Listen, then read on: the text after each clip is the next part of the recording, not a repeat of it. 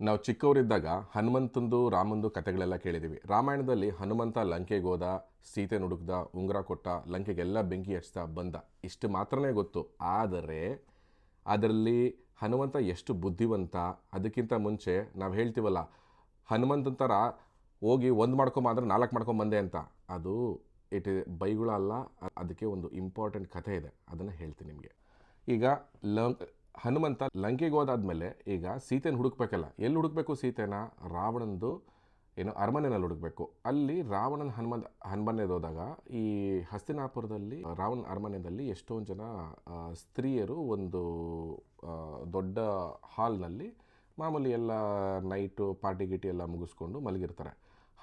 ಕೆಲವರೆಲ್ಲ ಅರಬತ್ತಲ್ಲೇ ಆಗಿರ್ತಾರೆ, ಕೆಲವರೆಲ್ಲ ಮಾಮೂಲಿ ಲೇಟ್ ನೈಟು ರಾತ್ರಿ ಆಗಿದೆ ಮಲಗಿರ್ತಾರೆ. ಹನುಮಂತ ಬಂದು ಅಲ್ಲಿಗೆ ನೋಡ್ತಾನೆ. ಅಲ್ಲಿ ನೋಡಿ ಅಲ್ಲಿ ಅಷ್ಟು ಜನ ಹೆಂಗಸರಲ್ಲಿ ಯಾರು ಸೀತೆ ಅಂತ ಹುಡುಗಕ್ಕೆ ನೋಡ್ತಾನೆ. ಬಟ್ ಆದರೆ ಆ ಟೈಮಲ್ಲಿ ಅವನು ಅನ್ಕೋತಾನೆ, ಇಲ್ಲಿ ಸೀತೆ ಇರೋಕ್ಕೆ ಚಾನ್ಸ್ ಇಲ್ಲ. ಆದರೆ ಅದರಲ್ಲಿ ಇನ್ನೊಂದು ವಿಚಾರ ಇದೆ. ಏನು ಅಂದರೆ, ಹನುಮಂತ ಅವ್ರನ್ನೆಲ್ಲ ನೋಡಿ, ನಾನು ಏನದು ಬ್ರಹ್ಮಚಾರಿ, ಇಷ್ಟು ಜನ ಹೆಣ್ಮಕ್ಳನ್ನ ಈ ಥರ ವ್ಯವಸ್ಥೆಯಲ್ಲಿ ನೋಡಿದ್ನಲ್ಲ, ಅದು ತಪ್ಪಲ್ವಾ ಅಂತ ಅವನ ಬಗ್ಗೆ ಅವನಿಗೇನೆ ಮನವರಿಕೆ ಆಗುತ್ತೆ. ಆಗ ಇನ್ನೊಂದು ಸಲ ಯೋಚನೆ ಮಾಡ್ತಾನೆ, ಇಲ್ಲ ಅವ್ರನ್ನ ನೋಡಿದೆ, ಆದರೆ ನನಗೆ ಯಾವುದು ಕೆಟ್ಟ ಭಾವನೆ ಬರಲಿಲ್ಲ ಅವ್ರ ಮೇಲೆ. ಸೊ ಇಲ್ಲ, I am good for now ಅಂತ ಸಮಾಧಾನ ಮಾಡಿಕೊಂಡು ಮುಂದಕ್ಕೆ ಹೋಗ್ತಾನೆ. ಮುಂದಕ್ಕೆ ಹೋಗಿ ರಾವಣಂದು ಬೆಡ್ರೂಮ್ ಅಂತ ಏನು ಹೇಳ್ತಾರೆ ಅಲ್ಲಿಗೆ ಹೋಗ್ತಾನೆ. ಅಲ್ಲಿ ನೋಡಿದ್ರೆ ಅಲ್ಲಿ ರಾವಣನ ಪಕ್ಕದಲ್ಲಿ ಸುಂದರವಾದ ಒಬ್ಬ ಸ್ತ್ರೀ ಮಲಗಿದ್ದಾಳೆ. ಅದು ನೋಡಿಬಿಟ್ಟು ಈಗ ಒಂದು ವಿಚಾರ ನಾವು ನೆನ್ಪಿಟ್ಕೋಬೇಕು. ಹನುಮಂತ ರಾಮನ್ನ ಕೂಡ ರಾಮ ಸೀತೆನ ಹುಡುಕ್ಬೇಕಾದ್ರೆ ಫಸ್ಟ್ ಟೈಮ್ ನೋಡಿದ್ದು. ಅದೇ ಥರ ಹನುಮಂತ ಸೀತೆ ನೋಡಿಲ್ಲ. ರಾಮ ಏನೇನು ಡಿಸ್ಕ್ರಿಪ್ಷನ್ ಕೊಟ್ಟಿದ್ದಾನೆ ಸೀತೆ ಬಗ್ಗೆ ಅದಷ್ಟೇ ತಲೆನಲ್ಲಿರೋದು. ಇಷ್ಟು ಸುಂದರವಾಗಿದ್ದಾರೆ, ಇಷ್ಟು ಚೆನ್ನಾಗಿದ್ದಾಳೆ ಅಂತಂದರೆ ಇದು ಸೀತೆ ಇರ್ಬೋದು ಅಂತ ಅನ್ಸುತ್ತೆ. ಬಟ್ ಅಷ್ಟು ಒಂದೇ ಒಂದು ಏನದು ಸ್ಪ್ಲಿಟ್ ಸೆಕೆಂಡಲ್ಲಿ ಅವ್ನಿಗೆ ಅನ್ಸುತ್ತೆ, ಈ ಥರ ಯೋಚನೆ ಮಾಡಿದ್ನಲ್ಲ ಸೀತೆ ಬಗ್ಗೆ, ಅದು ತಪ್ಪು ತಾನೇ ಅಂತ ಅನ್ಸುತ್ತೆ. ಏನಕ್ಕೆ ಅಂತಂದರೆ, ಯಾವುದೇ ಕಾರಣಕ್ಕೆ ಸೀತೆ ರಾವಣನ ಪಕ್ಕದಲ್ಲಿ ಮಲಗೋ ಸಾಧ್ಯತೆ ಇಲ್ಲವೇ ಇಲ್ಲ. ಇದು ಸೀತೆ ಆಗೋದಕ್ಕೆ ಚಾನ್ಸೇ ಇಲ್ಲ. ಬಟ್ ಅದಾದಮೇಲೆ ಇನ್ನೊಂದು ವಿಚಾರ ನಡೆಯುತ್ತೆ. ಅದರ ಪಕ್ಕದಲ್ಲಿರೋ ರಾವಣನ ನೋಡ್ತಾನೆ. ರಾವಣನ ನೋಡಿ ಹನುಮಂತ ಅನ್ಕೋತಾನೆ, ಎಂಥ ತೇಜಸ್ಸು, ಎಂಥ ವರ್ಚಸ್ಸು, ಮಲಗಿದ್ದಾಗೂ ಇಷ್ಟು ಚೆನ್ನಾಗಿ ಕಾಣಿಸ್ತಾನಲ್ಲ. ಇದೇ ಥರ ರಾಮನ್ನೂ ಹೊಗಳಿದ್ದ. ಅದ್ರ ಜೊತೆಲಿ ಒಂದು ಮಾತು ಅನ್ಕೋತಾನೆ ಮನಸ್ಸಿನಲ್ಲಿ, ಇದೊಂದು ಕೆಟ್ಟದ್ದು ಬುದ್ಧಿ ಇಲ್ಲದೇ ಇದ್ದಿದ್ರೆ ರಾವಣ ಎಂಥ ರಾಜ ಆಗ್ಬೋದಿತ್ತು. ಇಷ್ಟು ಒಂದು ಕೆಟ್ಟ ಬುದ್ಧಿ ಇಲ್ಲದಿದ್ರೆ ಬೇಕಾದರೆ ಏನದು ಇಂದ್ರನಿಗೆ ರಾಜ ಆಗ್ಬೋದಿತ್ತು, ಅಷ್ಟು ಎತ್ತರಕ್ಕೆ ಬೆಳಿಬೋದಿತ್ತು ಅಂತ ಅನ್ಕೋತಾನೆ. This is one of the most important things. ನಾವು ಹನುಮಂತನ ವಾನರ ಸೇನೆಯಲ್ಲಿದ್ದ, ಅವನಿಗೆ ಶಕ್ತಿ ಇತ್ತು, ಎಗರದ, ಸಂಜೀವಿನಿ ಗೊತ್ತಾಗಲಿಲ್ಲ, ಸೊ ಬೆಟ್ಟ ಎತ್ಕೊಂಬಂದ ಅಂತೆಲ್ಲ ಹೇಳ್ತೀವೋ ಹೊತ್ತು, ಅವನ ಪ್ರಬುದ್ಧತೆ, ಅವನ ಇಂಟೆಲಿಜೆನ್ಸು, ಎಷ್ಟು ಬುದ್ಧಿವಂತ, ಎಷ್ಟು ಚೆನ್ನಾಗಿ ಯೋಚನೆ ಮಾಡ್ತಿದ್ದ ಅನ್ನೋದು ನಾವು ಯಾವ ಕಥೆಗಳಲ್ಲೂ ಅಷ್ಟು ಡೀಟೇಲ್ ಆಗಿ ಹೇಳಿಲ್ಲ. ಇದು ಮೂಲ ರಾಮಾಯಣದಲ್ಲಿದೆ. ಇದು ಯಾವುದೋ ಉಪಕಥೆ ಅಥವಾ ಅಡಾಪ್ಟೆಡ್ ಸ್ಟೋರೀಸ್ನಲ್ಲ. ಇದು ವಾಲ್ಮೀಕಿ ಮೂಲ ರಾಮಾಯಣದಲ್ಲಿದೆ. ಈಗೆಲ್ಲ ಮುಗಿಸ್ಕೊಂಡ ರಾವಣನ ನೋಡ್ದ. ಬಟ್ ಅದಾದಮೇಲೆ ಮತ್ತೆ ಎಲ್ಲ ಕಡೆ ಹುಡುಕಿದ್ರೂ ಸೀತೆ ಸಿಗಲಿಲ್ವಲ್ಲ, ಏನು ಮಾಡೋದು, ಸೀತೆನ ಹೇಗೆ ಹುಡುಕೋದು ಅಂತ ಅಂದ್ಕೊಂಡು ಕೊನೆಗೆ ಇಂಥ ವಿಚಾರದಲ್ಲಿ ನಾನು ವಿಫಲವಾದ್ನಲ್ಲ, ರಾಮ ನನ್ನ ಮೇಲೆ ನಂಬಿಕೆ ಇಟ್ಕೊಂಡು ಕಳಿಸಿದ್ದಾನೆ, ನೀನು ಹೋಗಿ ಸೀತಾದೇವಿನ ಹುಡುಕ್ಬಿಟ್ಟು ರಾಮ ಬರ್ತಾ ಇದ್ದಾನೆ ನಿನಗೆಗೋಸ್ಕರ ಅಂತ ಅಂದ್ಬಿಟ್ಟು ಹೇಳ್ಬಿಟ್ಟು ಬಾ ಅಂತ ಅಂದ್ಕೊಂಡು. ಅಂಥದ್ರಲ್ಲಿ ಸೀತಾದೇವಿ ಹುಡುಕ್ದಿರೋ ನಾನು ಹೋದರೆ ರಾಮನಿಗೆ ಬೇಜಾರಾಗಲ್ವಾ? ರಾಮ ಸೀತಾದೇವಿ ಸಿಗಲಿಲ್ಲ ಅಂದರೆ ಅವನು ಉಳಿತಾನ ಅಂತ ಬೇಜಾರು ಮಾಡ್ಕೊಂಡೆ. ಇಂಥ ಇಂಪಾರ್ಟೆಂಟ್ ಕೆಲಸ ಕೊಟ್ಟಾದಮೇಲೆ ನಾನು ಈ ಕೆಲಸ ಮಾಡೋಕ್ಕಾಗಲಿಲ್ಲಲ್ವಾ, ನಾನು ಬದುಕಿದ್ದು ಏನು ನ್ಯಾಯ, ನಾನು ಆತ್ಮಹತ್ಯೆ ಮಾಡ್ಕೊಂಡು ಸತ್ತೋಗ್ತೀನಿ ಅಂತ ಅನ್ಕೋತಾನೆ. ಆಮೇಲೆ ಆತ್ಮಹತ್ಯೆ ತಪ್ಪು. ಹನುಮಂತ ಆತ್ಮಹತ್ಯೆ ಮಾಡ್ಕೊಳ್ಳೋದ? ಅದಾದಮೇಲೆ ಯೋಚನೆ ಮಾಡ್ತಾನೆ, ಸೀತಾದೇವಿ ಸಿಗಲಿಲ್ಲ, ಆತ್ಮಹತ್ಯೆ ಮಾಡ್ಕೊಳ್ಳೋದು ತಪ್ಪು.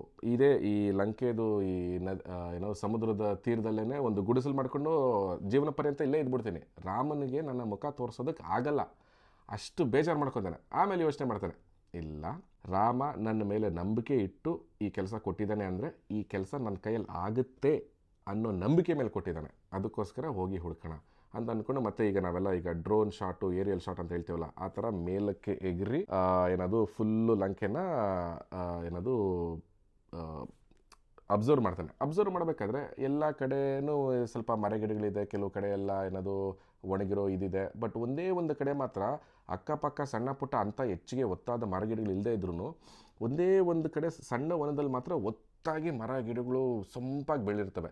ಆವಾಗ ಅನ್ಕೋತಾನೆ, ಎಲ್ಲಿ ಹೆಣ್ಣು ಮಕ್ಕಳು ಇರ್ತಾರೋ, ಎಲ್ಲಿ ಏನೋ ಲಕ್ಷ್ಮೀ ರೂಪ ಇರುತ್ತೋ, ಎಲ್ಲೆಲ್ಲಿ ದೇವತೆಗಳಿರ್ತಾರೋ ಅಥವಾ ಇಂಥ ಸ್ತ್ರೀಗಳಿರ್ತಾರೋ ಅಂಥ ಕಡೆ ಎಲ್ಲ ಕಡೆನೂ ಸಮೃದ್ಧತೆ ಇರುತ್ತೆ ಅನ್ನೋದು ನಮ್ಮ ಏನು ಹಿಂದೂ ಧರ್ಮದಲ್ಲೆಲ್ಲ ತುಂಬ ವಾಡಿಕೆ. ಅದೇ ಥರ ಅವನು ಇಷ್ಟು ಸಮೃದ್ಧವಾಗಿ ಬೆಳೆದಿದೆ ಅಂದರೆ ಅಲ್ಲಿ ಸೀತೆ ಇದ್ದೇ ಇರಬೇಕು. ಇಷ್ಟು ಪ್ರೀತಿಯಿಂದ ಇಷ್ಟು ಗಿಡ ಮರಗಳನ್ನ ನೋಡ್ಕೋತಾ ಇರೋದು ಸೀತೆ ಮಾತ್ರ. ಇಂಥ ದೊಡ್ಡ ರಾಕ್ಷಸ ನಗರದಲ್ಲಿ ಇಷ್ಟು ಚೆನ್ನಾಗಿ ನೋಡ್ಕೋತಾ ಇರೋದು ಸೀತೆ ಮಾತ್ರ. ಅಲ್ಲಿರ್ಬೋದು ಸೀತೆ ಅಂತ ಹೋಗ್ತಾನೆ. ಅಲ್ಲಿ ಸೀತೆ ಹೋಗಿ ಅವನು ಹಲೋ ಸೀತೆ ಹವಾರಿಯೋ ಅಂತ ಅಂದ್ಕೊಂಡು ಅವನು ಮಾತಾಡ್ಸ್ಕೊಳಕ್ಕೆ ಹೋಗಲ್ಲ. ಅವನೇನು ಮಾಡ್ತಾನೆ, ಈಗ ಸೀತೆಗೆ ಅಷ್ಟೊಂದು ದಿನಗಳಿಂದ ತಿಂಗಳುಗಳಿಂದ ರಾವಣ ಬೇರೆ ರೀತಿಯಲ್ಲಿ, ಬೇರೆ ರಾಕ್ಷಸರು ಬೇರೆ ರೂಪದಲ್ಲೆಲ್ಲ ಬಂದು, ಮಾಯಾವಿ ರೀತಿಯಲ್ಲೆಲ್ಲ ಬಂದು ಕನ್ವಿನ್ಸ್ ಮಾಡೋಕ್ಕೆ ಟ್ರೈ ಮಾಡಿರ್ತಾರೆ. ಅದಕ್ಕೋಸ್ಕರ ಹನುಮಂತ ಬುದ್ಧಿವಂತ ಹೋಗಿ ಸ್ಟೈಲಾಗಿ ಹಲೋ ಸೀತೆ ನಾನು ರಾಮನ ಕಡೆಯಿಂದ ಬಂದಿದ್ದೀನಿ ಅಂತಂದರೆ ಹೆಂಗೆ ಒಪ್ಕೋತಾಳೆ. ಅದಕ್ಕೋಸ್ಕರ ಮಾಡ್ತಾನೆ, ಹೋಗಿ ಫಸ್ಟು ಮರದ ಮೇಲೆ ಕೂತ್ಕೋತಾನೆ. ಮರದ ಮೇಲೆ ಕೂತ್ಕೊಂಡು ಅಬ್ಸರ್ವ್ ಮಾಡ್ತಾನೆ, ಹೇಗೆ ಇದು ಸೀತೆನ ಏನು ಅಂತ ಅಂದ್ಕೊಂಡು. ಆಮೇಲೆ ನಿಧಾನವಾಗಿ ರಾಮಂದು ಭಜನೆ ಮಾಡೋಕ್ಕೆ ಶುರು ಮಾಡ್ತಾನೆ. ಪೂರ್ತಿ ರಾಮನ್ ಚರಿತೆ ಹೇಳ್ತಾನೆ ಮರದ ಮೇಲೆ ಕೂತ್ಕೊಂಡು. ಲಂಕಾ ನಗರದಲ್ಲಿ ಹರೇ ರಾಮ ಅಂತ ಅಂದ್ಕೊಂಡು ಯಾರಾದರೂ ನಾಟಕ ಮಾಡ್ಕೊಂಡು ಬರ್ಬೋದೋ ಹೊತ್ತು ಯಾವುದೇ ಕಾರಣಕ್ಕೂ ಈ ರಾಕ್ಷಸರು ಅಥವಾ ಇಲ್ಲಿರೋರು ಯಾರೂ ರಾಮಂದು ಇಷ್ಟೆಲ್ಲ ಚರಿತೆ ಗೊತ್ತಿರೋದು ನನಗೇನೋ ಡೌಟು ಅಂದಾಗ ಹನುಮಂತ ಬಂದು, ತಾಯಿ ಸೀತಾದೇವಿ ನಮಸ್ಕಾರ, ನನಗೆ ರಾಮ ಕಳಿಸಿದ್ದಾನೆ, ನಾನು ರಾಮನ ಕಡೆಯವನು ಅಂತ ಅಂದ್ಕೊಂಡು ರಾಮಂದು ಉಂಗುರ ಕೊಡ್ತಾನೆ. ನಾವೆಲ್ಲ ಕೇಳೋದು ಬರೀ ರಾಮನ ಉಂಗುರ ಮಾತ್ರ. ಒಂದು ಜ್ಞಾಪಕ ಇಟ್ಕೋಬೇಕಾಗಿರೋದು, ಹನುಮಂತ ಬರೀ ಸುಮ್ಮನೆ ಏನೋ ವಾನರ ಸೇನೆಯಲ್ಲಿರಲಿಲ್ಲ. ಅವನು ಆ್ಯಕ್ಚುಲಿ ಸುಗ್ರೀವನ ಮಂತ್ರಿಯಾಗಿದ್ದ, ತುಂಬ ಬುದ್ಧಿವಂತ ಮಂತ್ರಿಯಾಗಿದ್ದ. ಅಲ್ಲಿ ರಾಮ ಈ ಉಂಗುರ ತೋರಿಸು, ಸೀತೆಗೆ ಗೊತ್ತಾಗುತ್ತೆ ಅದು ರಾಮನೇ ಅಂತ ಅಂದ್ಬಿಟ್ಟು. ಆವಾಗ ಹನುಮಂತ ಯೋಚನೆ ಮಾಡಿ, ಶ್ರೀರಾಮ ನೀನು ಹೇಳೋದೇನೋ ಕರೆಕ್ಟು, ಆದರೆ ಬರೀ ಉಂಗುರ ತೋರಿಸಿದ್ರೆ ಈಗ ನೀನು ಉಂಗುರ ಎಲ್ಲಾದರೂ ಬೀಳಿಸ್ಕೊಂಡಿರ್ಬೋದು, ಯಾರಾದರೂ ಕಳ್ತನ ಮಾಡಿರ್ಬೋದು, ಬರೀ ಉಂಗುರ ಸಾಕಾಗಲ್ಲ, ನಿನಗೆ ಮತ್ತು ಸೀತೆಗೆ ಮಾತ್ರ ಗೊತ್ತಿರೋ ಏನಾದರೂ ಕಥೆ ಇದೆಯಾ, ಏನಾದರೂ ಒಂದು ವಿಚಾರ ಇದೆಯಾ ಅಂತ ಕೇಳಿ ಸೀತೆಗೆ ಉಂಗುರದ ಜೊತೆ ಆ ವಿಚಾರನೂ ಹೇಳಿ, ನಾನು ರಾಮನ ಬಂಟ, ರಾಮನ ಶಿಷ್ಯ, ಸೊ ರಾಮ ಕಳಿಸಿದ್ದಾನೆ ಅಂತ ಅಂದ್ಕೊಂಡೆಲ್ಲ ಹೇಳಿ ಇನ್ನೊಂದು ಆವಾಗ ಹನುಮಂತ ಹೇಳ್ತಾನೆ, ಇದೆಲ್ಲ ಡೀಟೇಲ್ ಹೇಳ್ತೀನಿ ಸೀತೆ ಏನು ಹೇಳ್ತಾನೆ ಹನುಮಂತಕ್ಕೆಲ್ಲ. ಅದಕ್ಕಿಂತ ಅದಾದಮೇಲೆ ಈಗ ಸೀತೆನೆಲ್ಲ ಸಿಕ್ಕಾದ್ಮೇಲೆ ಹನುಮಂತ ಸಿಗಾಕೋತಾನೆ ಎಲ್ಲಿ ರಾವಣನ ಬಂಟರ ಕೈಯಲ್ಲಿ. ಏನಕ್ಕೆ ಅಂತ ನಾವೆಲ್ಲ, ಹನುಮಂತ ಅಷ್ಟೊಂದು ಶಕ್ತಿಶಾಲಿಯಾಗಿದ್ದರೆ ಸೈಲೆಂಟಾಗಿ ಬಂದ ಹನುಮಂತ ನೊಣ ಆಗಿದ್ದ, ಸಣ್ಣ ಏನದು ಆಕಾರ ಎಲ್ಲ ತೋರಿ ಸೀತೆನ ಹುಡುಕಾಡ್ತಿದ್ನಲ್ಲ, ಆ ಥರ ಸೀತೆನ ಹುಡುಕಾಗಿ ಮೆಸೇಜ್ ಕೊಟ್ಟಾದ್ಮೇಲೆ ಆರಾಮಾಗಿ ಎಸ್ಕೇಪ್ ಆಗೋದಿತ್ತಲ್ಲ. ಏನಕ್ಕಾಗಲಿಲ್ಲ, ಏನಕ್ಕೆ ಅಂತಂದರೆ ಇದರಲ್ಲೇ ಹನುಮಂತನ ಮಹತ್ವ, ಬುದ್ಧಿವಂತಿಕೆ ನಾವು ನೋಡಲ್ಲ. ನಮಗೆ ಗೊತ್ತಿರೋದಿಷ್ಟೇ, ಹನುಮಂತ ಹಿಂಗೆಲ್ಲ ಮಾತಾಡಬೇಕಾದ್ರೆ ಬಂಟರು ಬಂದರು ಹಿಡ್ಕೊಂಬಿಟ್ರು. ಅದಲ್ಲ, ಹನುಮಂತ ಏನೋ ಲಂಕೆ ಸುಡೋಕ್ಕೋಸ್ಕರ ಇದೆಲ್ಲ ಪ್ಲ್ಯಾನ್ ಹಾಕಿದ್ದ, ಅದೇನೇನೂ ಅಲ್ಲ. ಹನುಮಂತ ರಾವಣ ಮಲಗಿದ್ದಿದ್ದು ನೋಡಿದ್ದ, ಬಟ್ ರಾವಣನ A to Z ಅವನು ಎದ್ದಾಗ ಅವನ ಆಸ್ಥಾನದಲ್ಲಿ ಅವನ ಏನದು ಕುತ್ಕೊಂಡಾಗ ರಾವಣಂದು ವರ್ಚಸ್ಸೇನು, ಅವನ ಕೆಪಾಸಿಟಿ ಏನು, ರಾವಣ ಹೇಗಿರ್ತಾನೆ, ಅವನ ರಾವಣಂದು ಫುಲ್ ಫ್ಲೆಡ್ಜ್ಡ್ ಅವತಾರ ನೋಡಬೇಕಿತ್ತು. ಅದಕ್ಕೋಸ್ಕರ ಅವನು ಬೇಕು ಅಂತಲೇ ಸಿಗಾಕೊಂಡಾದ್ಮೇಲೆ ಏನು ಬಂದಾದಮೇಲೆ ಬಟ್ಟೆ ಎಲ್ಲ ಸುತ್ತಿದ್ರು, ಯಾವುದು ಹನುಮಂತನ ಬಾಲಕ್ಕೆ ಬಟ್ಟೆ ಎಲ್ಲ ಸುತ್ತಿ ಬೆಂಕಿ ಎತ್ತಿದ್ರು. ಇವ್ನು ಬರೋದು ಬಂದಿದ್ದಾನೆ. ಇನ್ನೊಂದು ವಿಚಾರ ಹೇಳಬೇಕು, ಹನುಮಂತನೇನೋ ಕರ್ಕೊಂಬಂದ್ಬಿಟ್ಟು ತೋರಿಸ್ತಾರೆ ಯಾರು ರಾವಣನ ಮುಂದೆ ನೋಡಿ, ಇಲ್ಲಿ ಸಿಗಾಕೊಂಡಿದ್ದಾಗ ಸೀತೆನ ಮೀಟ್ ಮಾಡೋಕ್ಕೆ ಬಂದಿದ್ದಾನೆ ಅಂತಂದ್ಬಿಟ್ಟು. ಆವಾಗ ಅವ್ನು ಹೇಳ್ತಾರೆ, ಯಾರು ನೀನು? ನಾನು ರಾಮನ ಬಂಟ. ರಾಮಂದು ವಾನರ ಸೈನ್ಯ ಇದೆ, ವಾನರ ಸೈನ್ಯದಿಂದ ಬಂದಿದ್ದೀನಿ. ಆ ಇಡೀ ವಾನರ ಸೈನ್ಯನಲ್ಲಿ ನಾನೇ ಸಣ್ಣವನು, ನಾನೇ ಅತಿ ಏನದು ವೀಕೆಸ್ಟು. ಸೊ ಅದೇನು ಅಂತಂದರೆ, this is the strategy that we don't understand. ಈಗ ಏನದು ಹನುಮಂತ ನಾವು ತುಂಬ ಶಕ್ತಿಶಾಲಿ, ತುಂಬ ಬಲವಂತ ಅಂತ ನಮಗೆ ಗೊತ್ತು, ಆದರೆ ಲಂಕೆಯವ್ರಿಗೇನು ಗೊತ್ತು, ಇಂಥ ಬಲವಂತ ಅಲ್ಲಿ ಬಂದು ಎಲ್ಲರನ್ನೂ ಬೆಂಕಿ ಹಚ್ಚಿ ಅಷ್ಟೆಲ್ಲ ಗಲೀಜು ಮಾಡಿ ರಾವಣನಿಗೆ ಇಡೀ ರಾಮನ ಸೈನ್ಯದಲ್ಲಿ ನಾನೇ ಚಿಕ್ಕವನು, ನಾನೇ ಆದಷ್ಟು ವೀಕಾಗಿರೋನು ಅಂತ ಹೇಳಿದ್ರೆ ಅಲ್ಲಿರೋ ಇಡೀ ಸೈನ್ಯದ್ದು ಏನದು ಸೆಲ್ಫ್ ಕಾನ್ಫಿಡೆನ್ಸ್ ಏನಾಗಬೇಡ. ಇಷ್ಟು ಇರೋನೇ ಹಿಂಗೆ ಮಾಡ್ತಾನೆ ಅಂತಂದರೆ ಇನ್ನು ದೊಡ್ಡ ವಾನರ ಸೈನ್ಯನೇ ಇದೆಯಂತೆ ರಾಮನ ಹತ್ರ, ಇನ್ನು ಬಂದರೆ ನಮ್ಮ ಕತೆ ಇನ್ನೇನು ಬಿಡ್ತಾರಾ ಅನ್ನೋ ಥರ ಎಲ್ಲ ಯೋಚನೆಗಳು ಬರುತ್ತೆ. ಅಷ್ಟಲ್ಲದೆ ಅವನು ಏನದು ಬಾಲಕ್ಕೆ ಬೆಂಕಿ ಹಚ್ಚಿದ ನಂತರ ನಾವು ಲಂಕೆ ಎಲ್ಲ ಸುಟ್ಕೊಂಬಂದ ಅಂತ ಹೇಳಿದ್ದೀನಿ. ಅದು Lanka ಸುಟ್ಕೊಂಬಂದಿರೋದಲ್ಲ, that is surveillance.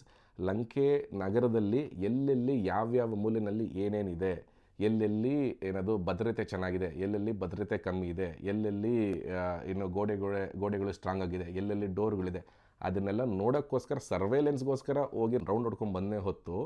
So technically ಈಗ ಹನುಮಂತಂಗೆ ರಾಮ ಹೇಳಿದ್ದು ಒಂದೇ ಕೆಲಸ, ಏನು, ಹೋಗಪ್ಪ ಸೀತಾದೇವಿ ಎಲ್ಲಿದ್ರು ಹುಡುಕಪ್ಪ, ಹುಡುಕ್ಬಿಟ್ಟು ರಾಮ ಬರ್ತಾವನೆ ಡೋಂಟ್ ವರಿ ಅಂತ ಹೇಳ್ಬಿಟ್ಟು ಬಪ್ಪ, ಅಷ್ಟೇ ಇದ್ದಿದ್ದು. ಬಟ್ ಈಗ ಹನುಮಂತ ಹೋದ್ನಾ, ಸೀತಾದೇವಿನ ನೋಡಿದ್ನಾ, ಸೀತಾದೇವಿಗೆ ಮೆಸೇಜ್ ಕೊಟ್ಟನಾ, ಈಗ ಲಂಕೆ ಫುಲ್ಲು ಸರ್ವೇಲೆನ್ಸ್ ಮಾಡಿದ್ನಾ, ಅದ್ರ ಜೊತೆಯಲ್ಲಿ ಲಂಕೆ ಬೆಂಕಿ ಹಚ್ಚಿದ್ನಾ, ಅದ್ರ ಜೊತೆಯಲ್ಲಿ ಅವ್ರಿಗೆಲ್ಲಾರ್ದು ಏನದು ಸೆಲ್ಫ್ ಕಾನ್ಫಿಡೆನ್ಸ್ ಕಮ್ಮಿ ಆಗೋ ಥರ, ಅರೇ ನಾನು ಇಷ್ಟು ಬಂದು ಇಷ್ಟೆಲ್ಲ ಗಬ್ಬೆಬ್ಸಿದ್ದೀನಿ ಗುರು, ಇನ್ನು ಅಂಥದ್ರಲ್ಲಿ ಇನ್ನು ನಮ್ಮ ಸೇನೆ ಬಂದರೆ ಇನ್ನೇನಾಗುತ್ತೆ ಅನ್ನೋದೊಂದೇ ಒಂದು ಚುರುಕು ಮುಟ್ಸಿದ್ನ.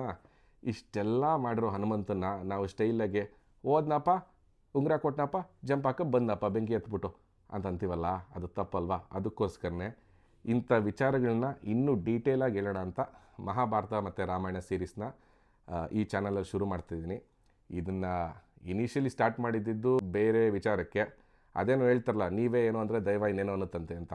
ಸೊ ಫೈನಲಿ ಇದು ಹನುಮಂತಂದು ಸಣ್ಣ ಕತೆ. ಈ ಥರ ಇನ್ನೂ ಎಷ್ಟೋ ಕತೆಗಳಿದೆ. ಆದಷ್ಟು I am trying to stick close to the ಏನದು ಮೂಲ ರಾಮಾಯಣ ಇದೆ, ಮೂಲ ಮಹಾಭಾರತ ಏನಿದೆ ಅದ್ರ ಕಥೆಯಲ್ಲೇ ವಾಲ್ಮೀಕಿ ರಾಮಾಯಣ ಮತ್ತು ವ್ಯಾಸ ಮಹಾಭಾರತ ಮಾತ್ರ ಡೀಟೇಲಾಗಿ ಹೇಳೋ ಆಸೆ ಇದೆ. ಇಷ್ಟ ಬಂದವರು ಸಬ್ಸ್ಕ್ರೈಬ್ ಮಾಡಿ, ಮಾತಾಡೋಣ. ಇನ್ನೂ ಬೇರೆ ಏನಾದರೂ ಕತೆಗಳು ಕ್ವಶನ್ಗಳಿದ್ರೆ ಕಾಮೆಂಟಲ್ಲಿ ಹಾಕಿ, ಆದಷ್ಟು ಉತ್ತರ ಕೊಡೋಕ್ಕೆ ಟ್ರೈ ಮಾಡ್ತೀನಿ. ಧನ್ಯವಾದ. Thank you.